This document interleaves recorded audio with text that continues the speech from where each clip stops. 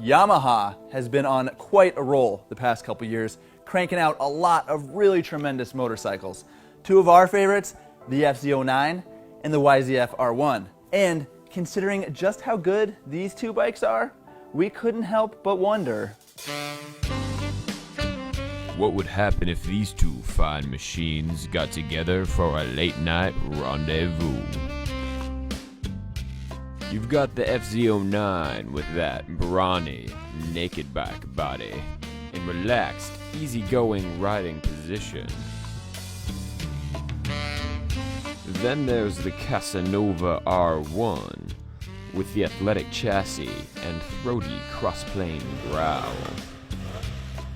We can already see it. Candlelit garage, the smell of oil in the air.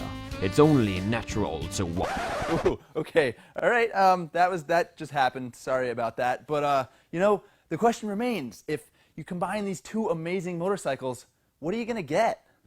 That's a pretty funny looking, wicked sounding motorcycle you're talking about in theory. But you know what? We're all in luck because that bike is here.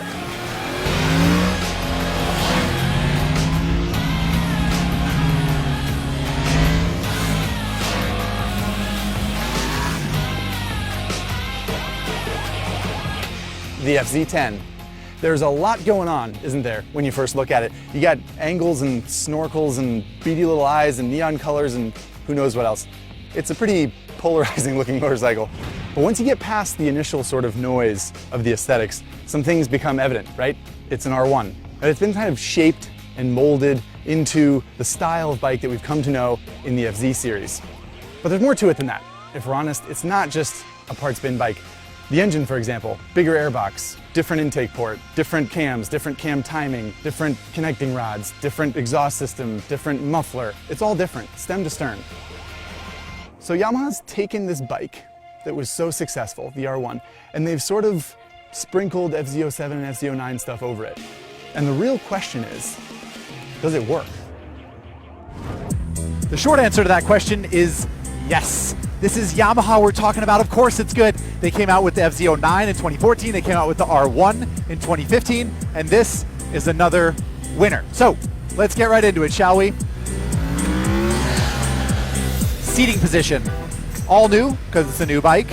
And what might surprise you, it surprised me, is it's pretty comfortable. There's pretty good legroom.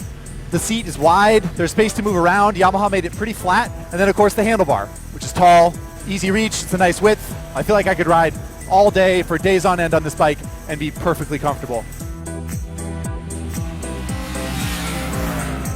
And what about that mighty, mighty motor, that cross-plane R1 motor that we have all come to drool over?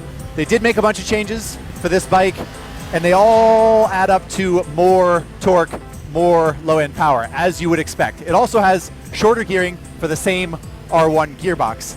And what it equals is a pretty fun engine, I have to say. It doesn't hit quite as hard as some of its competitors, but still, it sounds wicked. It sounds better than anything this side of an Aprilia Tuono. And of course, as we all know, nothing sounds better than an Aprilia Tuono, so high praise for Yamaha there. The electronic suite is not as sophisticated as the R1. It does not have the IMU gyroscope thingamajigger. So the traction control is 3 levels, still works pretty well, and it allows wheelies in 2 of the 3 modes, which those of us that like wheelies will appreciate. So, on to the brakes, which are also derived from the R1, as Yamaha say, but the lines are made out of rubber instead of steel. The pistons inside are made out of steel instead of aluminum, and they used a smaller and I think less powerful Brembo master cylinder instead of that big Nissan radial pull system that they have on the R1. The brakes are not as good as the R1, and they're not as good as I was hoping they would be on a bike that's this much fun and has this much power. Handling wise, it's pretty darn good. And I mean, when it came out in 2015, that R1 was the most agile, easiest turning superbike we've ever ridden. And it's that same basic chassis here in the Fz-10, except now it has that big wide handlebar. The leverage is good. It's light enough. It's much heavier than the R1, but it works really, really well. Related to the handling, of course, is the suspension. And it's a little bit different on this Fz-10 than on the R1. The fork is softer, which is good because anyone who's ridden an R1 knows that it's very nose heavy, so they obviously made it softer and they want it to be a little bit more comfortable. The shock, oddly, is a little bit stiffer. And I think that's because the bike is a little bit more rear biased because you sit upright, more weight on the back, heavier subframe, etc. Plus a stiffer shock probably for luggage, passengers, and the like, which on the R1, Yamaha probably wasn't really expecting. And it also has some doodads, this FZ-10, that the R1 doesn't have, like cruise control, for example. When you get cruise control from a company like Yamaha, they have sport touring bikes, they have touring bikes, they know how to make cruise control. We can expect a bunch of accessories for this, from saddlebags to top trunks to rear racks to taller windscreens. That's definitely going to happen. People are definitely going to want a sport tour on this bike. Emphasis on sport, but it's going to be fun. Congratulations.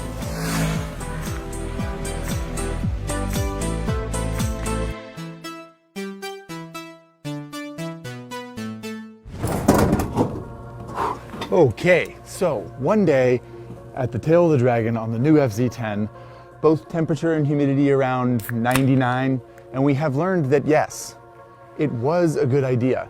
Yamaha successfully combined the FZ-09 and the R1 to create the FZ-10. Yamaha fanboys and girls, you may rest easy tonight, knowing that this is a cool bike in Yamaha's lineup. But, excuse me, there are three big, very fast European elephants in the room that we haven't talked about and we do need to address.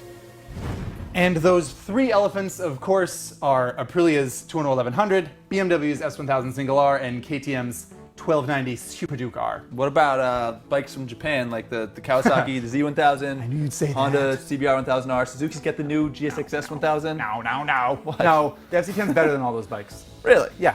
I mean, being included with machines like this is like pretty premium. That's good stuff. That speaks highly of the FZ-10. I agree. But be a little more specific. Like, tell me how it compares to each bike. Yeah, that's fair, I guess. I didn't get to ride it. It's comfortable, like the KTM is, which is pretty high praise in this category, I think. Yep. It's got a bitchin' exhaust note, like the Nice. Tuono does. Again, very high praise in any category, frankly. And it has cruise control, like the BMW does. I mean, it sounds pretty good. Yeah, I think it, all things considered, it runs in this pack. Runs in this pack, but is it like the same level? Like, these are really high-end machines. Yeah, that's fair. No, it's not as exotic as these machines, that's true, and it's not as fast. It doesn't have as much power. Still, pretty good. $13,000. Sure seems like you enjoyed it. Yeah, and it's its own thing, the FZ-10. I like that about it. It's not a Me Too bike. It's actually just this FZ ideology that they applied to the R1 platform, and it works. It's its own thing. It's not a copycat. It's a good bike. And, I mean, we can agree. Another bike in this category, a good thing. Because Right this on. is an awesome category. Yeah, well, as usual, Yamaha has done a good job building another bitchin' bike.